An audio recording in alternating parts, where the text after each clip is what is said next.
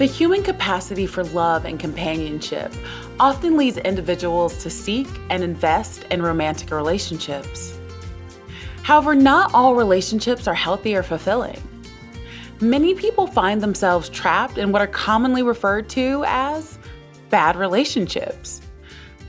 These relationships are characterized by emotional turmoil, toxicity, and a general sense of unhappiness. Surprisingly, many individuals choose to remain in such relationships, despite the evident harm they cause. Are you one of those people? Here are 10 reasons why people tell me they stay in these relationships. Welcome back to Savvy Psychologist. I'm your host, Dr. Monica Johnson. Every week on this show, I'll help you face life's challenges with evidence-based approaches, a sympathetic ear, and zero judgment. One of the most significant psychological factors that keep people in bad relationships is the fear of loneliness. Humans are inherently social beings, and the prospect of being alone can be daunting. People in unhealthy relationships often believe that any relationship is better than none at all. This fear of loneliness can lead them to stay with a partner who is unsuitable or even abusive. The emotional pain of loneliness can sometimes seem worse than the pain experienced in a bad relationship, causing people to prioritize companionship over their well-being. What I try to explain to my patients is that being alone provides the opportunity to seek out people and environments where you truly belong and will enrich your life. When you stay in unhealthy dynamics, they tend to consume all of your time and energy, making it a much slower and more difficult process to move forward. Low self-esteem is another psychological factor that can keep individuals in bad relationships.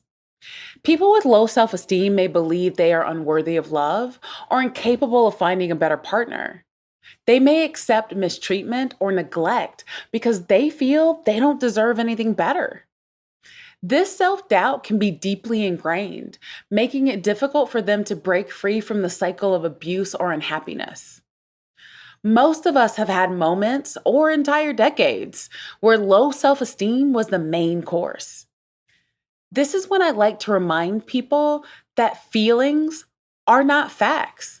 You may feel like you're unworthy, but staying in an unhealthy relationship is only going to confirm that optional reality for you. And it is, in most cases, optional. However, you could choose another option for your reality, which is to see if people do exist who could treat you better. In fact, you could do this crazy thing called setting boundaries and see where you end up. The concept of investment bias, also known as sunk cost fallacy, plays a significant role in why people stay in bad relationships. This bias refers to the tendency to continue investing time, effort, and resources into something, in this case, a relationship, even when it is clear that those investments are not yielding positive returns. People often believe that because they have already invested so much in their current relationship, it makes sense to continue trying to make it work, even if the relationship is fundamentally flawed. I can already hear you all saying, "But Dr. Johnson, I've been with her, him, they for X number of years." And I'm going to stop you right there and give you a visual that I find helpful. When I think about sunk cost fallacy, I think about a literal sinkhole. Have you ever seen a sinkhole? It's a hole in the ground that keeps swallowing up everything you throw into it.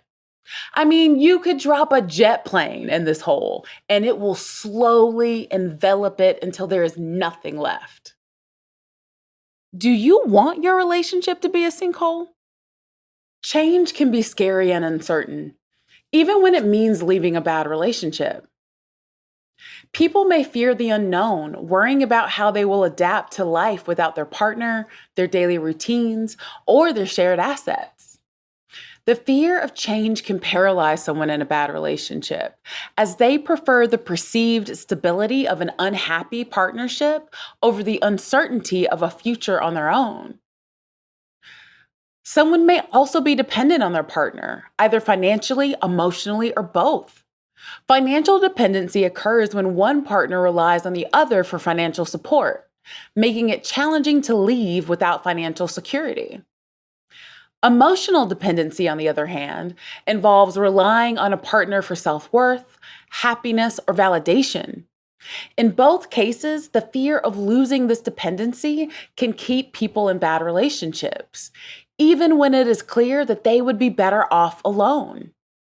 If you found yourself in a dynamic where someone uses financial leverage against you, you may not be able to immediately walk away from the relationship. It may be important to speak with trusted others to create a reasonable exit plan for yourself. In terms of emotional dependency, you may want to consider engaging in more acts of self care and ensuring that you have a well rounded support network. Many people stay in bad relationships because they hold on to the hope that their partner will change. They may believe that the love they once shared can be rekindled or that their partner's negative behavior will eventually improve. This hope for change can be reinforced by moments of kindness or affection from the partner, creating a cycle of hope and disappointment that keeps the individual in the relationship. It is true that in relationships, about 69% of the things that tick you off will be around no matter what. However, in this scenario, we want to consider a couple of different factors. Does this behavior or problem go against my innate human rights? For example, abusive behavior, or highly desired preferences, such as having children? Do we have healthy systems in place to manage conflict? When it comes to highly desired preferences, such as kids, it's likely they are not on the same page as you about this topic, which means you may need to make a decision about how you move forward in life. For everything else, you're looking to see if the person has made reasonable modifications and engages in appropriate conflict resolution with you. For instance, if I'm dealing with a person who is perpetually late, at some point, I have to accept that as a part of who they are.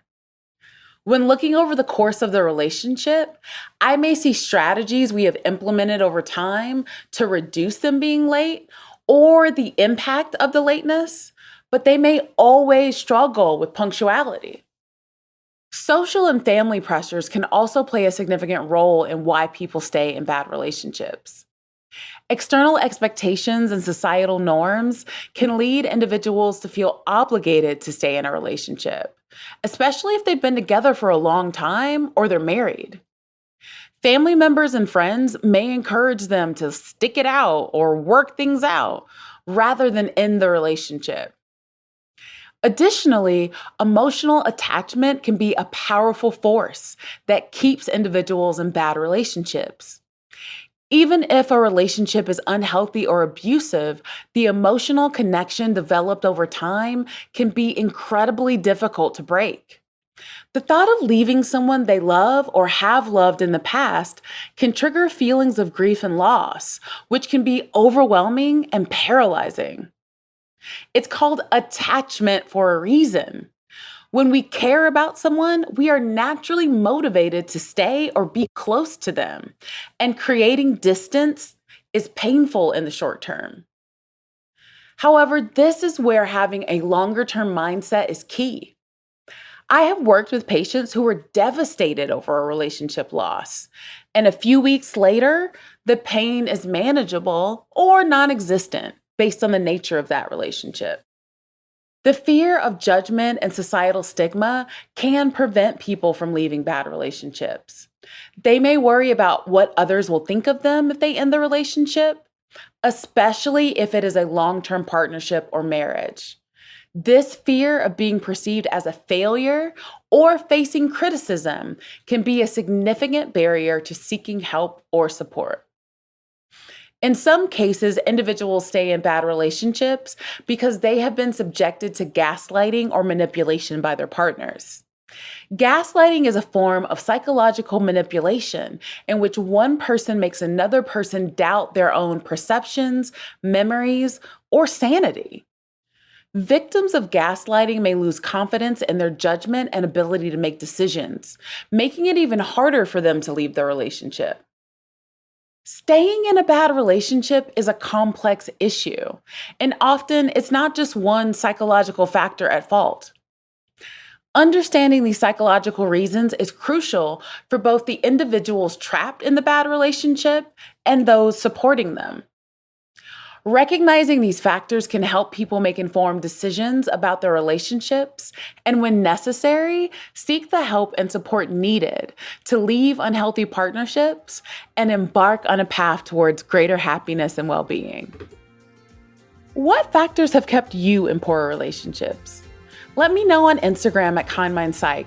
You can also reach out to me via my email at psychologist@quickanddirtytips.com or leave a voicemail at 929-256-2191. The Savvy Psychologist is a Quick and Dirty Tips podcast. It's audio engineered by Steve Rickyberg, with script editing by Adam Cecil. Our podcast and advertising operations specialist is Morgan Christensen. Our digital operations specialist is Holly Hutchings. And our marketing and publicity associate is Davina Tomlin. Follow Savvy Psychologist on Apple Podcasts, Spotify, or wherever you listen to podcasts. That's all for this episode of Savvy Psychologist. Thanks for listening, and I'll see you next week.